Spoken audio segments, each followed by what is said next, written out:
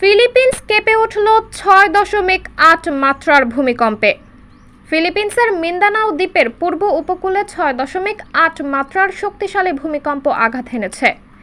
যুক্তরাষ্ট্রের ভূতত্ত্ব জরিপ সংস্থা জানিয়েছে, স্থানীয় সময় শনিবার 3রা আগস্ট ভোরে এই ভূমিকম্প আঘাত হানে। ভূমিকম্পের উৎপত্তি স্থল ছিল ভূপৃষ্ঠ থেকে 10 কিলোমিটার গভীরে। বার্তা সংস্থা রয়টার্সের প্রতিবেদনে বলা হয়েছে, ভূমিকম্প থেকে সুনামির কোনো আশঙ্কা নেই। ফিলিপাইনের সিসমোলজি এজেন্সি ভূমিকম্পে উপকূলীয় এলাকায় কোনো ক্ষয়ক্ষতি হবে না বলে ধারণা করছে, তবে আফটার শক হওয়ার আশঙ্কা রয়েছে। ফিলিপিন্স দ্বীপপুঞ্জটি প্রশান্ত মহাসাগরীয় রিং অব ফায়ারে অবস্থিত, তাই এখানে আগ্নেয়গিরির অগ্ন্যুৎপাত এবং ভূমিকম্প সাধারণ ঘটনা। গত জুলাইয়ে ফিলিপিন্সে 6.7 মাত্রার ভূমিকম্প আঘাত হানে। সাবরিনা জলিল, সবার কথা।